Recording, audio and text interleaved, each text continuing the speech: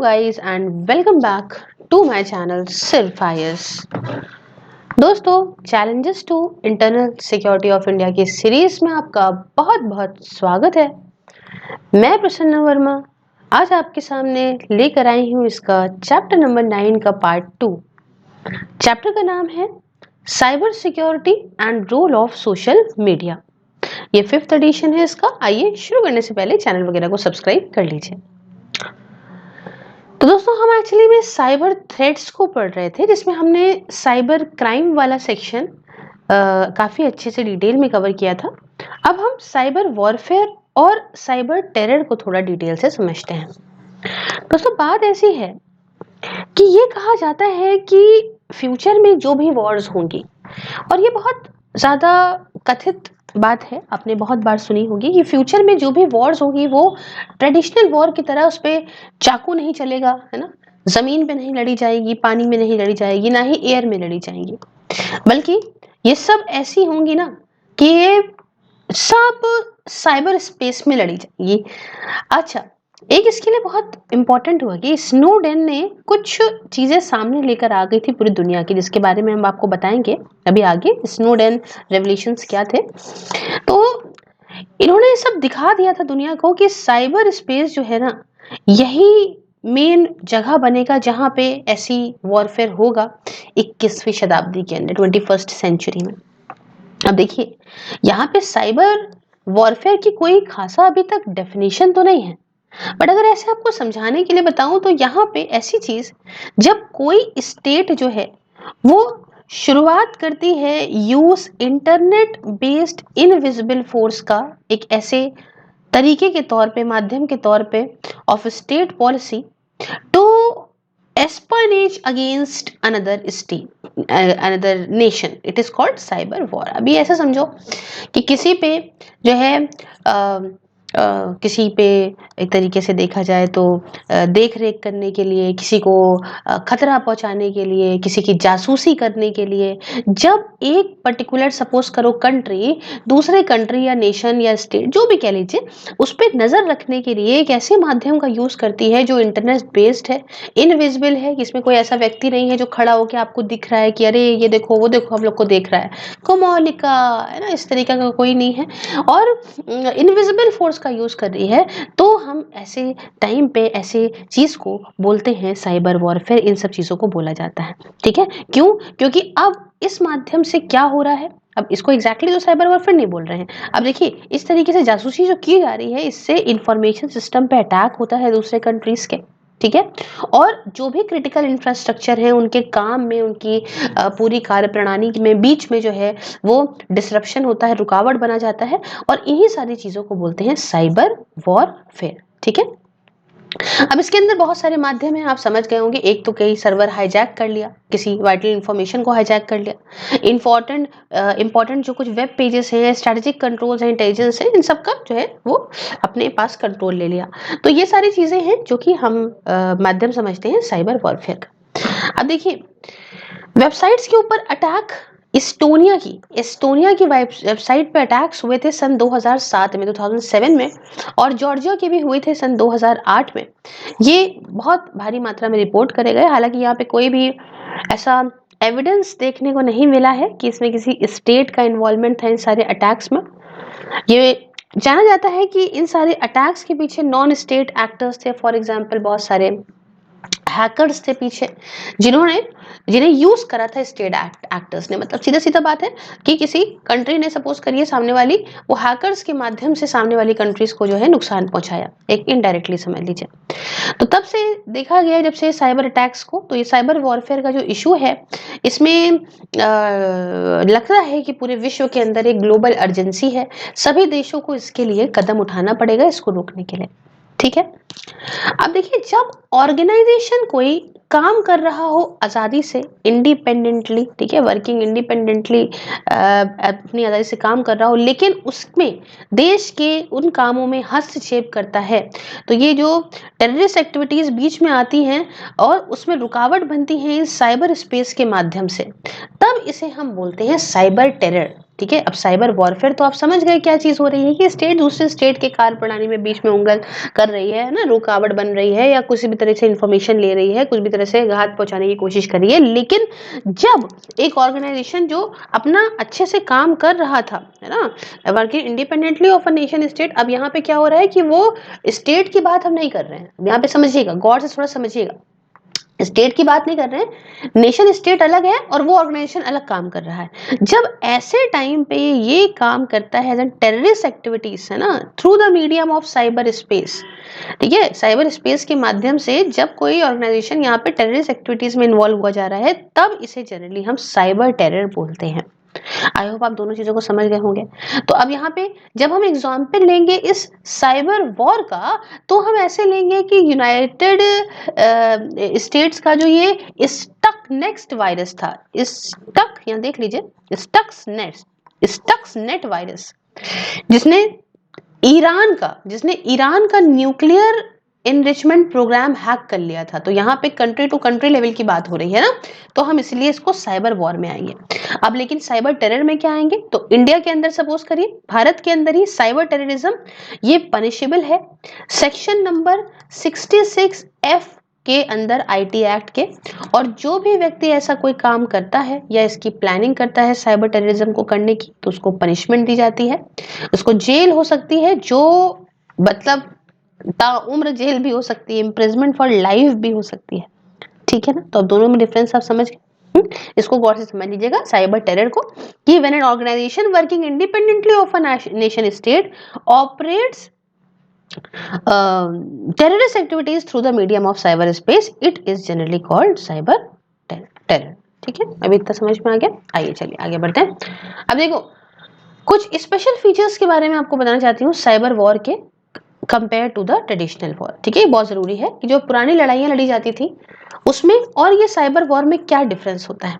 आइए कि करके समझाती हूँ। यहाँ पे तो मेरे ख्याल में दिया नहीं हुआ है ना, पुराने वाले में दिया हुआ था। चलिए कोई बात नहीं, यहाँ पे हम जगह निकाल लेते हैं और आपको समझाते हैं। तो सबसे पहला जो है, यहाँ ही लिखते हैं, यही दिखेगा। सबसे पहला जो है वो है independent theatre of war. Madam ये क्या बोल दिया आपने। देखो भैया, इंटरनेट जो ये डेवलप हुआ है ना, ये सस्ते दाम में एक वायरलेस कम्युनिकेशन आपको मिलता है। आप बाकी देखेंगे तो देखेंगे वैसे ही है, समझ लीजिए। यहाँ से आप उड़ के अगर कहीं जाएं, कुछ काम वाम करें, तो इससे अच्छा आप यहीं से बैठे बैठे सारा काम कर रहे हैं। ये एक ऐसी चीज है, सपोज करिए, जो हमने सोचा नहीं था कि 100 साल पहले कभी हमारे पास एयरप्लेन भी आएगा जिससे हम उड़ सकेंगे, है ना। वैसी ही एक ऐसी चीज हो गई है अब ये इंटरनेट। कितने सस्ते में जो ये कम्युनिकेशन हमें मिल रहा है, कभी किसी ने सोचा नहीं था कि कोई ऐसे मोबाइल फोन से ऐसे ऐसे बातें कर लेगा, डेटा फोटो वीडियो ट्रांसफर कर देगा, है ना। तो भाई अब हो रहा है। तो इनका जो यूज है वो अच्छाई के लिए लाया गया था कि इकोनॉमिक, सोशल और पॉलिटिकल ट्रांजैक्शंस अच्छे से होंगे, और वो हुआ, बढ़ा इनका यूज इसके अंदर। और भाई अगर देखा जाए तो हमने हमने पिछले 100 सालों में जितने एयरप्लेन में ग्रोथ नहीं दिखी ना, उतने इन 8-10 सालों में हमने इस इंटरनेट के यूज को देख लिया कितनी तेजी में बढ़ रहा है। ठीक है, अब ये जो टेक्नोलॉजीज हैं, ये सब जो चीजें हैं, ये ऑलरेडी काफी इंपॉर्टेंट पार्ट प्ले करती थी मिलिट्री ऑपरेशन में। ठीक है ना। अब चाहे वो लैंड में होती, चाहे वो सी हो, चाहे एयर हो, है ना, चाहे आज के स्पेस में देखिए, हर जगह पे टेक्नोलॉजी का बहुत यूज होता है। और ये सब दिखाता है कि भाई देखो, जब हर एक देश अपने इस इंटरनेट का, इन चीजों का यूज अपने लैंड, एयर, सी, स्पेस हर जगह पे कर रहा है, तो उसको वो वल्नरेबल भी बनाता है कि इन सब माध्यम से इस स्टेट को नुकसान भी पहुंच सकता है। यहाँ पे कुछ चीजें ऐसी देखने को मिलती हैं जिसमें क्रिमिनल्स का यूज होता है, टेररिस्ट के ग्रुप्स जो होते हैं वो इन सब चीजों का यूज करते हैं और नुकसान पहुंचाते हैं। ठीक है, ये सिर्फ वक्त वक्त की बात है। जैसे आज हम देखते हैं एयर पावर 100 साल पहले थी, है ना। जब भाई अभी देखा जाता है ना, पहले क्या था, पहले ये तो पता नहीं था ना कि हम किस तरीके से उड़ उड़ के ऊपर से लड़ा लेंगे। ठीक है, लेकिन आज के टाइम पे ऐसा देखने को मिलता है ना। अब क्या है कि अब साइबर स्पेस तो एकदम अलग चीज निकल के आ गई है ना। अभी पहले की नहीं पता था कि हम ऊपर उड़ के जाएंगे और ऊपर इस तरीके से बम बुम फोड़ सकते हैं, है ना। तब उस समय वो चीजें थी। लेकिन आज के टाइम पे क्या है, आज के टाइम पे हमको ये लगता है कि भाई साइबर स्पेस एक नई चीज, एक नया जगह मिल गई है जहाँ पे वॉर हो सकता है। तो यहाँ पे इंपॉर्टेंट कुछ चीजें ये हैं, है ना, कि साइबर स्पेस का ट्रीटमेंट हो सकता है as the fifth potential theatre of war के तौर पे। फिफ्थ क्यों? क्योंकि एक नाम आता है लैंड का जहां लड़ाई हो सकती है, भाई युद्ध हो सकता है, एक सी में हो सकता है, एक एयर में हो सकता है, एक अब तो स्पेस भी है, ठीक है ना, स्पेस में भी तो हो सकता है, इलॉन मस्क चले जा रहे हैं। तो ये यूज जो साइबर स्पेस का है, जिसके बारे में मैं बता चुकी हूँ पार्ट 1 के अंदर डिटेल से, कि इंटरनेट या सिस्टम या इन सब डेटा वाली माध्यम की चीजों से इनका जो भी यूज है डिपेंड करता है कुछ फिजिकल फैसिलिटीज पे, जैसे कि अंडर सी केबल्स जो आप देखते हैं, पूरे ये जो ओशंस है ना, ओशंस के नीचे नीचे नीचे नीचे नीचे नीचे नीचे नीचे होते हुए न जाने कितनी तारें फैली हुई हैं। तो अंडर सी केबल्स, माइक्रोवेव, ऑप्टिक कल fibre network, telecom exchanges, routers, data servers वगैरह, इन सब का जो है यूज है साइबर स्पेस का, इस पे डिपेंड करता है। तो इन सारी चीजों को प्रोटेक्ट करना ही जो है ना, यही बहुत जरूरी है। तो प्रोटेक्टिंग और attacking these is in the domain of traditional arms of the military. Cyber space क्या है? Cyber space is about attacks on compromise the capability of these facilities. They cannot be prevented by security services in isolation। ठीक है, अभी इसे समझो ना, हम ये समझ रहे हैं कि ये एक बहुत बड़ी खतरे का कारण है, ठीक है, cyber space is very important. लेकिन बात क्या है कि पहले क्या था कि चलो हम अपनी बाउंड्री को कनेक्ट करे ले रहे हैं, हम अपनी बाउंड्री को रोक के ले रहे हैं, हम यहाँ से बंदा आएगा, यहाँ से बंदा आएगा, उसको मार देंगे, पीट देंगे। लेकिन अभी क्या है, अभी तो इतना जो भयानक जाल जैसा नेटवर्क पहुंचा है, फैला है, इन सबको हमें बचा के रखना है, ताकि हमारी कोई इंफॉर्मेशन, कोई चीज लीक ना हो जाए, कोई परेशानी ना हो जाए, कोई मेलवेयर ना घुस जाए, कोई दिक्कत ना हो जाए, ठीक है। तो ये एक अलग तरीका बन गया है जे के वॉर का। चलिए अभी दूसरा देख लो। एक तो ये हो गया कि इंडिपेंडेंट थिएटर ऑफ वॉर, दूसरा देख ले अनडिफाइंड स्पेस। ये बहुत इंपॉर्टेंट चीज है दोस्तों। अब अनडिफाइंड स्पेस क्या है? कि कोई स्पेसिफिक एरिया नहीं है। जैसे मैंने बताया कि पहले क्या है, ये भाई इस बॉर्डर को हमें सेव करना है, इस बॉर्डर को हमें सेव करना है। अब यहाँ पे क्या है कि हम कैसे डिफेंस करेंगे साइबर स्पेस का? टेरिटरी तो कुछ है नहीं स्पेस की। टेरिटरी को तो आप लैंड के माध्यम से कह दिया आपने मेरी टेरिटरी है, सी के माध्यम से कह दिया, एयरफोर्स से कह दिया, वो तो पूरी वेल डिफाइंड चीज है। आउटर स्पेस और साइबर स्पेस एक अपने में अलग बातें हैं। हाँ, यहाँ पे देखा जाए तो अगर देखें तो अब इंटरनेशनल पे किसी भी कंट्री का कोई हक तो है नहीं स्पेस पे भी, ना साइबर स्पेस पे। और ये पॉसिबल भी नहीं है किसी देश के लिए कि वो जो हो रहा है किसी भी पार्ट ऑफ स्पेस में, इसे वो इग्नोर कर दे, है ना। अगर भाई अपना कुछ काम करना है, उसको कोई अपने लिए कुछ साइबर स्पेस की कोई जरूरी चीज है या कुछ भी है, अपने खुद के देश के लिए बचाना है, तो ये भी नहीं कर सकती कि अरे जो हो रहा है होने तो, हम अपना छोड़ते हैं, अरे कल को हमारे ऊपर भी कुछ मुसीबत आ सकती है, ठीक है। एक इंपॉर्टेंट पार्ट जो स्पेस का है वो है ग्लोबल इंटरनेट सिस्टम। ये अभी भी कंट्रोल में है एक देश के, इसलिए national defence and international cooperation ये पूरी तरह से आपस में मिले जुले हैं। इसका मतलब ये कि जो देश की सरकार है वो इस बात को इंश्योर कराए कि जो आपस में अग्रीमेंट है between the security policy and diplomatic जो भी स्टैंड है, जो भी लिया जाएगा अलग अलग डिस्कशंस के माध्यम से, चाहे वो मल्टीलेटरल हो चाहे वो बायलेटरल हो, कुछ मैटर्स पे, जैसे कि इंटरनेट का मैटर हो गया, टेलीकॉम का कोई गवर्नेंस हो गई, ह्यूमन राइट्स रिलेटेड इन्फॉर्मेशन हो गई कि मतलब related information to telecom, information freedom, trade negotiation on infotech services या कुछ भी। तो ये सारी चीज़ें जो हैं ये अपनी सब पे जब सारी सरकारें मिलकर इस पे काम करेंगी तब इसमें कुछ अच्छा रिजल्ट निकल सकता है, ठीक है। तो इसकी कोई स्पेस नहीं है, कोई एक पर्टिकुलर एरिया नहीं जिसे प्रोटेक्ट करना है। इसे तभी आप कर सकते हो जब सारे विश्व की सारी सरकारें इस चीज पे लेके एक स्टैंड ले, एक आपस में अग्रीमेंट्स के माध्यम से एक कोई पर्टिकुलर लॉ बनाए जिससे सभी को फायदा हो। अच्छा, तीसरी बात क्या है? तीसरी बात है आपकी डिसगाइज्ड, ओके, डिसगाइज्ड अटैकर्स। अब ये क्या है डिसगाइज्ड अटैकर्स? देखो भाई, ये एक दूसरा फीचर है साइबर स्पेस का, जो कॉम्प्लिकेट करता है डिजाइन ऑफ सिक्योरिटी स्ट्रक्चर को। उसके अलावा देखा जाए तो क्या कहते हैं, पॉलिसीज को compare to other theatres of conflict. Cyber space के अंदर ये काफी आसान है अटैकर के लिए कि वो कवर कर ले अपने जो भी ट्रैक है या इवन मिसलीड कर दे टारगेट को, है ना, कि जिस तरीके से हम जो चाह रहे हैं वो उसको हम बहका के बता दे। सामने वाले को लगेगा कि हम कुछ और कर रहे हैं, लेकिन वो सामने वाला आपसे अटैकर कुछ और करवा देगा। तो ये बड़ा आसान है साइबर स्पेस के अंदर किसी को बेवकूफ बनाना, और ये काफी मुश्किल होगा किसी बंदे के लिए कि इस चीज को वो समझ पाए कि क्या करना है क्या नहीं, है ना। तो अब भाई उसे क्या करना है, उसे कोई डरा धमका रहा है, तो उसे अगर जवाब देना है तो वो किसे जवाब दे रहा है। जैसे अभी हाल फिलहाल में बहुत सारे ऐसे देखने को मिलते हैं, धमकियाए जाते हैं, इधर से लोग आते हैं, उधर से लोग आते हैं। अभी मैं देख रही थी वन ऑफ माय फ्रेंड, मतलब बहुत ऐसा इंसिडेंस है, मैं क्या ही शेयर करूं। एक रेप्यूटेड कंपनी है ओला, ओला उबर को आप जानते होंगे।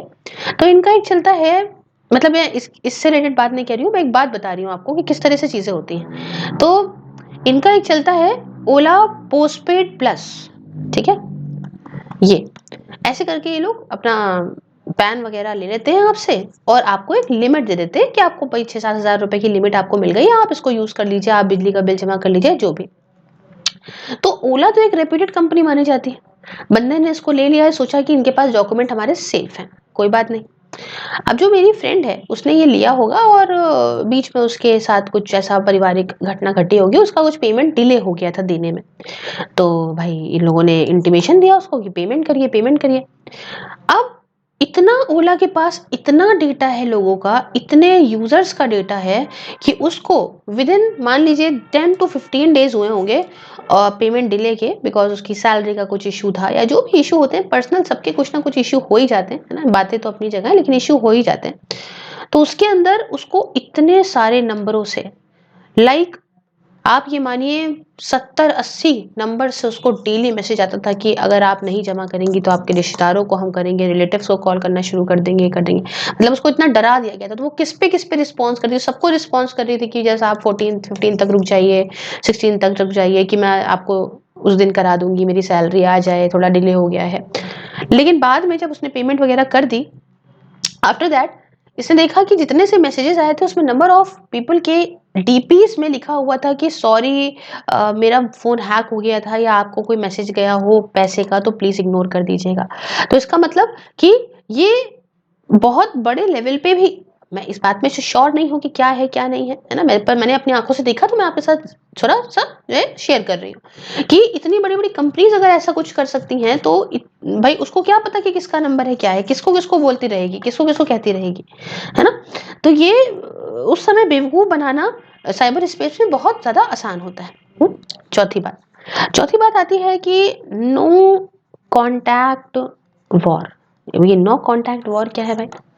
देखिए टेक्नोलॉजी जैसे जैसे उत्पन्न हुई, इससे कन्फ्लिक्ट और वॉर दोनों के ही इस चरित्र को, इस नेचर को इसने इम्पैक्ट डाला। अभी रिसेंट जो एस्पेक्ट है कन्फ्लिक्ट का वो है नो कॉन्टैक्ट वॉर, जहां पे कोई भी फिजिकल या काइनेटिक एक्शन नहीं है अक्रॉस द बॉर्डर्स। और जो फ्यूचर वर्ल्ड है, आने वाला जो समय है, ये ऐसा है कि ये भाई देखो साइबर वॉर ही होगी, जहां पे भी होगी भाई ये साइबर वॉर ही होनी है।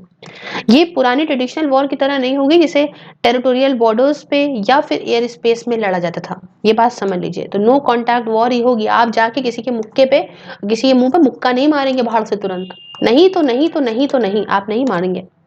आप अब सब कुछ ऑनलाइन ही होगा। अब आपके पैसे से ही मतलब है लोगों को, आपके डेटा से ही मतलब है, आपको बेवकूफ बना के पैसे ही लेंगे इस तरह से। तो ये जो फाइनेंस चीज होती है ना, ये बड़ी खराब होती है। या तो आपको बदनाम करने का किसी को मोटिव होता है, या आपका पैसा लूटने का, यही सब चीजें हैं। चलिए बहरहाल, आई होप आप इन सब चीजों को समझे होंगे। आइए अब थोड़ा सा एक खतरनाक चीज को समझते हैं, वो है dark web and bitcoin, and in सब का लिंकेज टेरर फाइनेंसिंग को रिलेशन क्या है। दोस्तों आपने सुना होगा कि भारत की सरकार जो ये है बिटकॉइन है, ये जो क्रिप्टो करेंसी है, इसको मान्यता नहीं देती, लीगल करेंसी नहीं मानती। इसके बहुत सारे रीजंस हैं। देखिए बिटकॉइन भी एक क्रिप्टो करेंसी का ही एक हिस्सा है, ठीक है। क्रिप्टो करेंसी में ही बिटकॉइन है, लिथियम है, ऐसे बहुत सारी आती हैं, अभी एडीए आता है, और आपका ये जो डॉजी वगैरह है, ये सब आती हैं, क्रिप्टो करेंसीज हैं। ये एक तरीके का आप मान लीजिए इलेक्ट्रॉनिक कैश है, जो किसी के कंट्रोल में नहीं है ना, बहुत सारे ओनर समझ लीजिए इसके हैं। ये एक डिसेंट्रलाइज्ड डिजिटल करेंसी है, जिसका कोई बैंक नहीं, एक सिंगल एडमिनिस्ट्रेटर नहीं जो इसको डील करता हो, है ना। और आप इसे ये कह नहीं सकते कि हम ये ऐसा कोई भी बंदा नहीं है from user to user on a peer to peer bitcoin network without need for intermediaries. इसमें कोई ऐसा बंदा बीच में नहीं है, ये बंदा है, इसको इसको भेजना है, इसको इसको डायरेक्टली चला गया, बीच में कोई लाइबिलिटी वाला नहीं है। तभी आपने अभी देखा होगा ना, जो भी रिसेंटली एफटीएक्स को लेके, एक जो बिनांस को लेके और ये सब जितना तमाशा हुआ है, एफटीटी जो कॉइन था उसको लेके $16 बिलियन का, तो उसमें क्या है, कोई बीच में तो है नहीं, आपने डायरेक्टली डील करा, डायरेक्टली आपका पैसा डूबा। तो ये है एक कह लीजिए डिसेंट्रलाइज्ड डिजिटल करेंसी इसको बोलते हैं, ये है बिटकॉइन, क्रिप्टो करेंसी है। अब ट्रांजेक्शन को जो है वेरीफाई करा जाता है नेटवर्क नोड्स के माध्यम से थ्रू क्रिप्टोग्राफी, एंड इन्हें रिकॉर्ड करा जाता है ना, ब्लॉकचेन टेक्नोलॉजी होती है ना, सब वही चलता है मसला। तो इन्हें रिकॉर्ड करा जाता है पब्लिक डिस्ट्रीब्यूटेड लेजर में, जिसे बोलते हैं ब्लॉकचेन। ठीक है, ये पब्लिक डिस्ट्रीब्यूटेड लेजर है, सबके पास सबको एक्सेस है, ये है ब्लॉकचेन। अब बिटकॉइन को आप कहेंगे मैम किसने इन्वेंट कर दिया, इतना फेमस हो गया? देखिए नहीं पता है, अननोन पर्सन है, हो सकता है ग्रुप ऑफ लोग भी हों जो सेम जो यूज करते थे नेम संतोषी नाकामोटो का, एंड इन्होंने एक ओपन सोर्स सॉफ्टवेयर को रिलीज करा था सन 2009 में।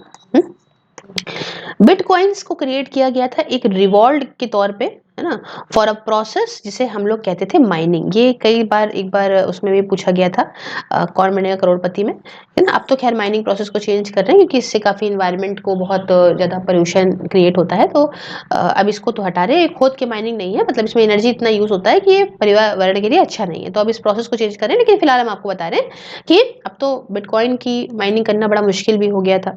खैर, तो ये एक रिवॉर्ड के तौर पे किया गया था ऐसा for a process known as mining. अब इनको दूसरे करेंसीज के एक्सचेंज में यूज कराया जा सकता था, प्रोडक्ट के, सर्विसेज के एक्सचेंज में। और रिसर्च करी गई थी by the university of Cambridge, जिसने ये एस्टिमेट करा कि सन 2017 में यहाँ पे 2.9 से लेके 5.8 मिलियन यूनिक यूजर्स हैं जो क्रिप्टो करेंसी वॉलेट का यूज कर रहे हैं, और ज्यादातर के पास बिटकॉइन है जिसका ये लोग यूज कर रहे हैं। अब देखिए बिटकॉइन क्या है, ऐसी चीज नहीं कि एक इंसान जो है अर्न नहीं कर सकता या फिजिकली टच नहीं कर सकता। अभी समझिएगा, bitcoin is something that one, भी समझिए एक ऐसी चीज। अब बिटकॉइन, अब आप बिटकॉइन को देख के ये मत सोचिएगा कि ये ऐसा सिक्का है जिसको मैं जाके कमा लूंगा, नहीं।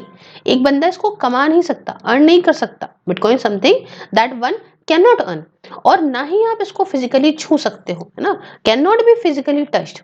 इसकी शुरुआत में एक अच्छे इंटेंशन से हुई थी, बट अब तो इसको भना भन तड़ातड़ टेररिस्ट यूज करते हैं पूरे वर्ल्ड के खराब पर्पस के लिए। क्यों? क्योंकि इसकी कोई बॉर्डरलेस करेंसी है, ऐसा तो है नहीं। बिटकॉइन जो यहाँ है वही उठा के आप यूएस में पकड़ लीजिए, बॉर्डरलेस करेंसी कहीं भी यूज करो, और कुछ खास पता भी नहीं है। तो अब इसका यूज मनी लॉन्ड्रिंग के लिए होता है, टेरर फाइनेंसिंग के लिए होता है। बिटकॉइन में पैसा दे दिया, बिटकॉइन ने पैसा ले लिया, समझ रहे हैं? सिंपली ये कि लोकल करेंसी या जो फिएट मनी जिसे कहते हैं, इसे इस लोकल करेंसी का यूज करते हैं और उस करेंसी से खरीदते हैं क्रिप्टो करेंसी। ठीक है, बिटकॉइन के अलावा बहुत सारी और हो सकती हैं, कोई भी हो सकती है, क्रिप्टो करेंसी खरीदते हैं और उस क्रिप्टो करेंसी को यहाँ पे क्या करेंगे कि इसको बेचेंगे उस कंट्री में, है ना, जिस कंट्री में इन्हें पैसा पहुंचाना है, और वहां बेच दिया और वहां पे लोकल करेंसी में उनकी आ गया और वहां से उन्होंने विड्रॉ कर लिया। तो बड़ा दिमाग चलाते हैं। हालांकि अब देखिए टेररिस्ट के पास तो बहुत दिमाग होता है, आम आदमी के पास तो इतना दिमाग नहीं होता, उसमें तो आधार पैन सब लगवा ही लेते हैं ये लोग। ठीक है, लेकिन टेररिस्ट के पास तो 100 तरीके हैं। तो पूरे प्रोसेस में जो पैसा है ये कन्वर्ट हो गया एक फॉर्म से दूसरे फॉर्म में, और बॉर्डरलेस मूवमेंट अपना हो गया। अभी ये क्या है, आपने सपोज करिए कॉइनस्विच कुबेर या किसी भी माध्यम से आपने यहाँ पे ले लिया एक बिटकॉइन, आपने डाउनलोड करके दे दिया इसको, जो है जिसको भी आपको देना है उसने वहां पे जो है अपने वॉलेट में डाल के और विड्रॉ कर लिया। तो इससे आपने पेमेंट उसको कर दिया, उसने विड्रॉ कर लिया उस करेंसी में, तो ना यहाँ से कुछ पैसा गया ना यहाँ से कुछ आया, एक बॉर्डरलेस तरीके से अनरेगुलाइज चीजें हैं, और काम हो गया मनी लॉन्ड्रिंग का। ठीक है, तो ये हो गया यहाँ पे इस तरीके से बिटकॉइन का या क्रिप्टो करेंसी का लिंकेज टेरर फाइनेंसिंग। दूसरी बात आती है इस डार्क वेब की। तो डार्क वेब क्या है? डार्क वेब आप ऐसा डिफाइन करो as a web lying below the surface web. ऐसा समझो कि एक आपको ऐसा वेब जो दिख रहा है और एक डार्क वेब जो अंदर है ना, जो नहीं दिख रहा। सरफेस वेब या डीप वेब कह लीजिए, उसके नीचे, सरफेस वेब के नीचे है, या समझ लीजिए डीप वेब है जो दिख नहीं रहा। ऐसे समझो, इसको ऐसे समझो, समुद्र है, समुद्र में आइसबर्ग है, आइसबर्ग ऊपर से बड़ा छोटा दिखता है लेकिन नीचे से जो है वो बहुत बड़ा होता है। हाँ, जो आपको दिखता है ना ऊपर ऊपर से, ट्विटर में, फेसबुक पे, यूट्यूब पे, सर्फिंग वेबसाइट पे, जीमेल वगैरह पे, ऊपर से जो दिखता है उससे ज्यादा कितना छुपा हुआ है। हम्म? ये इजिली एक्सेसिबल है, बट पूरा आपका मतलब, but is not the entire chunk of internet. ये ऐसी साइटें हैं जो आप आसानी से एक्सेस कर पाते हो, लेकिन यही इंटरनेट नहीं, इंटरनेट बहुत डीप है। पूरा इंटरनेट जो है ना वो छुपा हुआ है सरफेस के नीचे, बट आप इसको देख नहीं पाते। क्यों? क्योंकि बहुत सारे आईपी एड्रेस छुपे होते हैं। यहाँ पे बहुत सारे लोग ऐसे हैं जो हैक करते हैं ईमेल अकाउंट्स को, उनकी एक्टिविटीज को, और ये बहुत मुश्किल होता है कि उनको ट्रैक कर पाए इंटरनेट के माध्यम से। ऐसे ये लोग डार्क वेब के माध्यम से सब कुछ जो है काम करते हैं। दूसरे तरीके से समझाऊं तो सरफेस वेब क्या है? जो ऊपर से दिख रही है चीजें, हम इस पे काम करते हैं, ब्राउज करते हैं। एंड वाइल जो डीप वेब है ये पासवर्ड प्रोटेक्टेड है, छुपा हुआ है, इनक्रिप्टेड है। Dark web deepest virtual space है जिसके अंदर आपको एकदम अंदर तक जाना होता है, और क्रिमिनल सब इसका यूज करते हैं, इस स्पेस का यूज करते हैं अपने क्राइम को अंजाम देने के लिए, अपनी सस्पिशियस एक्टिविटीज को अंजाम देने के लिए। और ये बन गया है एक स्पेस जहाँ पे नारकोटिक्स की सेलिंग होती है, आर्म्स की होती है, दूसरे टेरर कम्युनिकेशंस की सेलिंग होती है। अच्छा, डार्क वेब को दोस्तों डीप वेब के साथ बड़ा कंफ्यूज करते हैं। हुँ? कुछ पार्ट वेब का जो एक्सेसिबल नहीं होता है सर्च इंजन के माध्यम से, उसे हम लोग डीप वेब कहते हैं। ठीक है ना? लेकिन जो ये डार्क वेब है इसको पहली बार 2009 में इमर्ज करा गया था। हालांकि ये अभी भी अननोन है कि कब ये एक्चुअल डार्क वेब पहली बार इमर्ज हुआ, ये तो नहीं पता, लेकिन ऐसा सामने सामने आता है कि 2009 में किया गया होगा। और बहुत सारे इंटरनेट के यूजर्स जो हैं वो यूज करते हैं सरफेस वेब का, डेटा का, जो कि एक्सेस करा जाता है एक टिपिकल ब्राउजर के द्वारा। डार्क वेब जो है ना ये एक छोटा सा पार्ट है एक डीप वेब का, ऐसे समझिएगा, है ना, कंफ्यूज मत करिए। Dark web forms a part of a deep web, but इसके अंदर आपको कस्टम सॉफ्टवेयर की जरूरत पड़ती है एक पर्टिकुलर तरीके की, ताकि आप उस पर्टिकुलर जो भी कंटेंट वहां छुपा हुआ है उस कंटेंट का एक्सेस ले पाए। अब देखिए, डार्क वेब को हम डार्क नेट वेबसाइट्स के तौर पे भी जानते हैं, और ये एक्सेसिबल है सिर्फ नेटवर्क्स के माध्यम से, जैसे कि Tor, the onion routing project, जिन्हें क्रिएट करा गया स्पेसिफिकली किस लिए? डार्क वेब के लिए। उसके बाद जो टॉर ब्राउजर है या टॉर एक्सेसिबल साइट्स हैं, ये वाइडली यूज करी जाती हैं among the dark net users, and इन्हें आइडेंटिफाई करा जाता है बाय द डोमेन। क्या होता है इसका डोमेन? जैसे हम लोग .com लिखते हैं, ये .onion, ये देखो ऐसे निकलती है वेबसाइट्स। ठीक है, अब देखो क्या आइडेंटिटी है, क्या लोकेशन है डार्क नेट यूजर्स की, ये किसी को नहीं पता, और आप ट्रेस भी इसको नहीं कर सकते हो, इतने लेवल का इंक्रिप्शन होता है। जैसे हम लोग देखते हैं ना व्हाट्सएप पे कि आपकी चैट इंक्रिप्टेड है, सिर्फ आपको पता होगी, और यहाँ पे ऐसा कुछ आपके वर्ड्स ऐसे चेंज हो जाएंगे कि किसी को पता ही नहीं चलेगा, और सिर्फ यहाँ आएगा तभी वो जो है डिक्रिप्ट होगी, आपको और इनको पता होगी। ऐसे ही इंक्रिप्टेड होती है पूरी, कोई इसका पता नहीं लगा सकता। डार्क नेट इंक्रिप्शन की जो टेक्नोलॉजी है, ये रूट है, उसमें यूजर का डेटा बहुत सारे बिचौलिया इंटरमीडिएट नेटवर्क से होकर गुजरता है, जो यूजर की आइडेंटिटी छुपाता है और बताता है कि पता ही ना चले किसने भेजा है। इसलिए जो कम्युनिकेशन होता है इस डार्क नेट यूजर्स के बीच में, ये बहुत इनक्रिप्टेड होता है। सिर्फ यूजर्स जो है यहाँ पे जो भी होते हैं, allow users to talk, blog and share files कर सकते हैं, कॉन्फिडेंशियलिटी सब सीक्रेट है। टेररिस्ट ऑर्गेनाइजेशंस जो है ये इंटरनेट का यूज करने लगे थे अर्ली 1990s से ही, हालांकि कम मात्रा में, लेकिन तब भी। और उसी के साथ ही डार्क वेब का भी जो है जन्म हुआ, और इन्होंने बहुत सारे ऐसे ऑर्गेनाइजेशन को अट्रैक्ट करा। क्यों? क्योंकि छुप के काम करना है तो इसका यूज करना है। रेगुलेशन यहाँ है नहीं, सरकारें देख नहीं पा रही हैं, सोशल इंटरेक्शन यहाँ है नहीं, आसानी से एक्सेसिबिलिटी हो नहीं पाएगी, तो आराम से यहाँ पे छुप के काम हो जाएगा। और ये सारे ग्रुप्स इसका फायदा उठाते हैं और ज्यादा टेरर अटैक्स को अंजाम देने के लिए। ग्रुप्स हैव इवन पोस्टेड कि how to guide teaching people and how to hide their identity as terrorist. ये सारा काम करते हैं ये लोग, ट्रेनिंग वगैरह भी देते हैं। अब देखिए, डार्क वेब काफ़ी ज़्यादा मतलब टेररिस्ट प्रोपेगेंडा फैलाने के काम आता है, इन्फॉर्मेशन को बताने के काम आता है, सबसे इम्पोर्टेंट फंडिंग के काम आता है, पैसा इनको मिलता है। और बिटकॉइन जब से आया तब से पता ही नहीं किसका आया कहाँ गया, तो इसका और डोनेशन फंडिंग में और फ़ायदा मिलने लगा। बिटकॉइन में पैसा लेते हैं टेररिस्ट, अब तो अपने पैसे को आराम से फंड करते हैं, अपना वेपन वगैरह खरीदते हैं इसी में। हुँ? और डार्क वेब के भीतर ही यहाँ पे बहुत सारे सोशल मीडिया प्लेटफॉर्म्स भी इमर्ज हैं similar to those of the, जैसे आपका वर्ल्ड डब्ल्यू होता है ना, वर्ल्ड वाइड वेब, ठीक है ना, इसे बोलते हैं डार्क वेब सोशल नेटवर्क। अब यहाँ समझिए, there exist emerging social media platform same उसी तरह से जैसे हम लोग डब्ल्यू डब्ल्यू डब्ल्यू ही सरफेस वेब में यूज कर रहे हैं ना, उस तरीके से डार्क वेब में भी चीजें हैं। वेबसाइट्स के माध्यम से खुलेंगी, ये है डार्क वेब सोशल नेटवर्क। और ये जो डार्क वेब सोशल नेटवर्क है ना, ये काम करता है वैसे ही रेगुलर सोशल नेटवर्किंग साइट की तरह ही, जहाँ पे बहुत सारे यूजर्स के अपने कस्टमाइज पेजेस हैं, इनके दोस्त हो सकते हैं, लाइक कर सकते हैं पोस्ट को, ब्लॉग्स को, फोरम्स को। फेसबुक या दूसरे ट्रेडिशनल मीडिया प्लेटफॉर्म्स तो फिर भी अब ये डार्क वेब वर्जन बनाने लगे हैं अपनी वेबसाइट पे, ताकि इस प्रॉब्लम का सलूशन निकाल सकें। और जो पुराने प्लेटफॉर्म्स पे था, ताकि इनकी सर्विस भैया हर एरिया में चले वर्ल्ड वाइड वेब के। अच्छा, फेसबुक के अलावा जो प्राइवेसी पॉलिसी है इस डार्क वेब सोशल नेटवर्क की, इसके अंदर वो है कि इनको मेंबर्स की ज़रूरत होती है, that members are to reveal absolutely no personal information.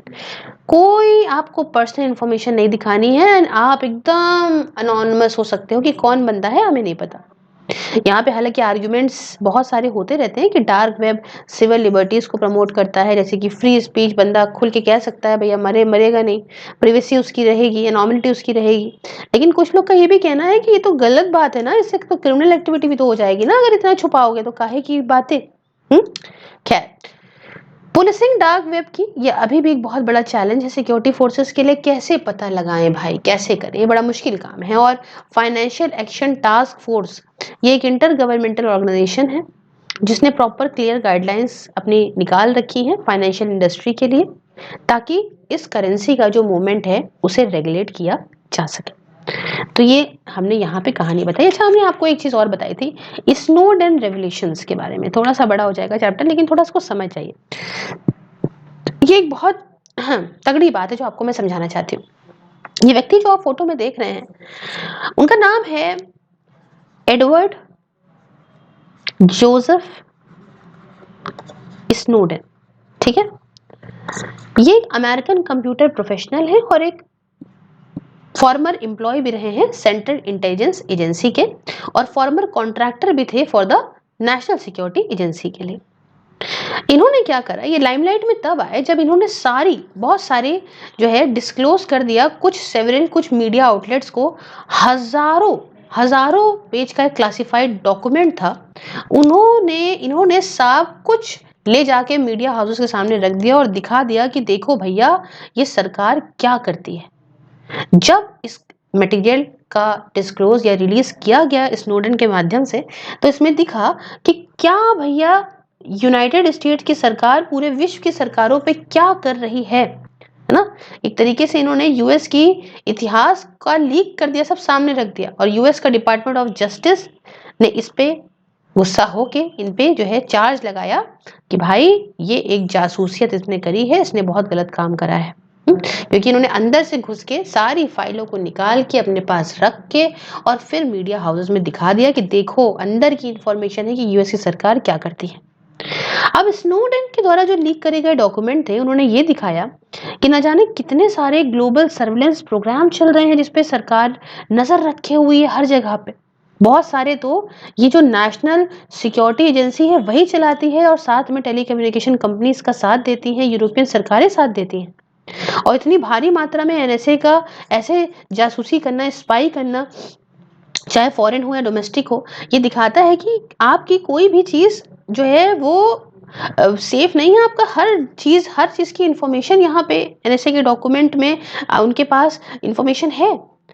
और सन 2013 की बात है जब एग्जिस्टेंस ऑफ बाउंडलेस इन्फॉर्मेंट ये सामने रिवील हुआ, along with the PRISM electronic data mining program. इसके अलावा XKeyscore analytic tool, Tempora interception project, Muscular access point और मैसिव फैसिया जो है डेटाबेस। जिसके अंदर trillions of device location record थे।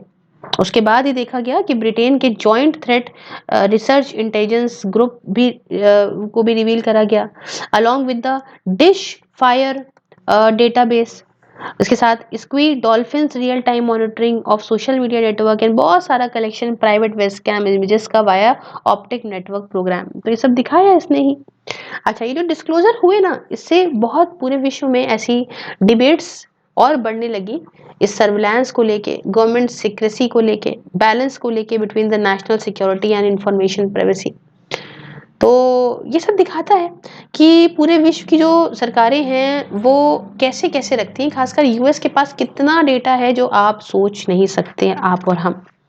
अच्छा, अब एक चीज क्या है, modus operandi of wide spread cyber snooping by the national security agency. देखिए काम करने का क्या तरीका है, जितनी भारी मात्रा में ये नेशनल सिक्योरिटी एजेंसी सबके ऊपर जो है वो नजरें गड़ाए है। बेसिकली यहाँ पे तीन मेजर प्लेयर्स हैं जो एनएसए जिसका यूज करती है। एक हो गए डिफरेंट डिफरेंट नेशंस, दूसरे हो गए डोमेस्टिक या फिर फॉरेन एजेंसीज, और तीसरी हो गए private players with in and outside United Nations. ठीक है, प्राइवेट प्लेयर्स जो यूएस से अंदर से हैं और बाहर से भी हैं। डेटा कहाँ से कलेक्ट करा जाता है, डेटा टेलीकॉम ऑपरेटर्स देते हैं पूरे ग्लोबल ऑप्टिक फाइबर नेटवर्क के माध्यम से। दूसरा, सर्वर्स जो यूएस बेस्ड इंटरनेट जाइंट जैसे गूगल और माइक्रोसॉफ्ट का है। तीसरा, हार्डवेयर मैन्युफैक्चरर जैसे कि सिस्को हो गया, जूनिपर हो गया। चौथा, लार्ज स्केल मैलवेयर ऑपरेशंस हो गए, फायरवेल हो गया। इसके अलावा ऑफ द एयर कंपोनेंट्स जिसमें wifi, GSM, CDMA, satellite signals होता है इन alliance with the Australia, New Zealand and south Africa. इसके अलावा टैप्स प्लेस्ड जो भी हैं है ना अंडर सी केबल्स के अंदर, साउथ अमेरिका की, नॉर्थ ऑफ अफ्रीका, उसके अलावा इंडियन ओशन में। इसके साथ साथ देखा जाए तो भाई मॉनिटरिंग इंटरनेशनल पेमेंट्स या बैंकिंग ट्रांजेक्शन्स, उसके अलावा iPhones, blackberry, Android operating system, ये सब चीज़ें हैं। तो इन सब से इनको मिल गया डेटा। अच्छा, अब खतरा क्या है, vulnerability of Indian cyber space. आपके दिमाग में बिल्कुल आया होगा कि मैम क्या इंडियन साइबर स्पेस को भी खतरा है? कितना वल्नरेबल है, जरा समझते हैं। देखिए डॉक्यूमेंट जो स्नोडेन ने दिखाया उसने ये दिखाया कि ज्यादातर जो ये एनएसए का सर्वेलेंस था वो इंडिया के डोमेस्टिक पॉलिटिक्स पे ही नजर गड़ाए बैठा था। इसकी जो स्ट्रेटजी थी, कमर्शियल इंटरेस्ट था, वो इसने दिखाया कि इंडिया कितना ज्यादा वल्नरेबल है साइबर स्नूपिंग को, सारे सेक्टर्स में इनका नजर है। इंडिया बल्कि fifth among the targeted countries था जिसपे यूएस की नजर थी, और यूएस ने बहुत ज्यादा इन्फ्लुएंस भी किया साइबर इसके स्पेस के डेवलपमेंट में, by virtue of the fact कि ज्यादातर जो इनका इनिशियल इंफ्रास्ट्रक्चर है वॉस एंड यूज जो है इसका वो उस कंट्री के आसपास घूम रहा है, और ये जो है वो मेजर फोर्स ऑफ डेवलपमेंट और यूज के लिए था कि भाई किस तरीके से मैं इसका पता सुनो जो है वो निकाल दूं। अच्छा, यूनाइटेड स्टेट्स ने इसलिए यहाँ पे इस पोजीशन में था कि भैया हम लगातार ये सब क्यों कर रहा है, इन्फॉर्मेशन क्यों ले रहा है, इन्फॉर्मेशन इसलिए ले रहा है कि कोई अंदर की कंपनी ना, अंदर की कंट्री अपने आप को इतना ना बढ़ा ले कि वो यूएस को नीचे कर दे, तो वो सुप्रीम रहे और वक्त में आने वाले वक्त तक भी वो सबसे सर्वोपरि रहे। ठीक है, इसलिए उसे ये सब काम करना पड़ रहा है कि भाई अपने अंडर सबको रखने के लिए उनकी सारी बातें जानना जरूरी है, इसलिए सब पे नजर रखता है। और इंडिया पे तो देखो कैसी रखा है, सबकी आंखें खुली की खुली रह गई थी भाई जब ये इन्होंने ऐसे दिखाया था। अब बात आया, जब इन्होंने ये सब दिखा दिया तो इसका क्या इम्पैक्ट पड़ा, इम्पैक्ट ऑफ स्नोडेन रेवलेशंस। इससे चार बातें तो सामने हुई। पहली तो ये, किसने रास्ता बनाया इंटरनेट गवर्नेंस एरा का, कि भाई देखो इंटरनेट को भी हमें ध्यान देना है। माइक्रोसॉफ्ट ने रिसेंटली फॉरेन कस्टमर्स को अलाउ करा कि अपना पर्सनल डेटा आप आउटसाइड अमेरिका रख सकते हो, नहीं तो आपके डेटा का तो मिसयूज हो रहा है। इसलिए स्नोडेन के लीक्स ने ये दिखाया कि कंट्रीज और कंपनीज ये भैया अपने आप को बाहर निकालें उस पर्टिकुलर कंट्री से, पता चला उसी कंट्री में हम अपना डेटा रख रहे हैं और ये हमें बर्बाद कर रहा है। दूसरा कि इतना जो झटका लगने वाला शॉकिंग रेवलेशंस था सरकारों से रिलेटेड है ना, कि भाई इतनी भारी मात्रा में मॉनिटरिंग हो रही है पूरे ग्लोबल कम्युनिकेशन की, तो ये साफ आ गया कि भाई देखो साइबर सिक्योरिटी जो है उसको भी हमें बचा के रखना है। आम लोगों जो हैं उनके पास को आम जनता को भी अपनी आंखें खुली रखनी है कि एक्चुअली में चल क्या रहा है। ठीक है ना, सरकार पे तो ट्रस्ट करना बड़ा मुश्किल हो रहा है, एक तरह से आपको देख रही है सरकार हर तरफ से, आपकी प्राइवेसी क्या है। तीसरा, कुछ एक्सपर्ट्स का ये मानना है कि टेक्निकल डिटेल्स जो कि इन डॉक्यूमेंट्स के अंदर लिखी गई थी जो स्नोडेन ने रिवील करे, इससे सिक्योरिटी सिचुएशन कमजोर होती है इन वेस्टर्न कंट्रीज की। सिक्योरिटी के लेवल का कम होना यूनाइटेड स्टेट्स के अंदर और यूनाइटेड किंगडम के अंदर खासकर। तो इनको ये लगा कि जो लीक हुई है ये एक गिफ्ट के तौर पे रहा है, जिसने टेररिस्ट को ये कह दिया कि भाई चलो अच्छा, अब हमें कहाँ क्या झटका देना है समझ जाओ। अब सब कुछ सामने आ गया ना, कुछ लोग को तो समझ में आ गया कि क्या हो रहा है और कुछ टेररिस्ट को तो उनकी मतलब की इन्फॉर्मेशन मिल गई। ये कहा जाता है कि रेवोल्यूशंस की वजह से अलकायदा ने अपना तरीका, किस तरीके से अब इन्हें कम्युनिकेट करना है वो बदल दिया। ये सब सामने आ गया कि अच्छा बेटा इस तरीके से जो है वो यूएस सरकार नजर रखती है, अच्छा अब अपने काम करने के तरीके में बदल दो।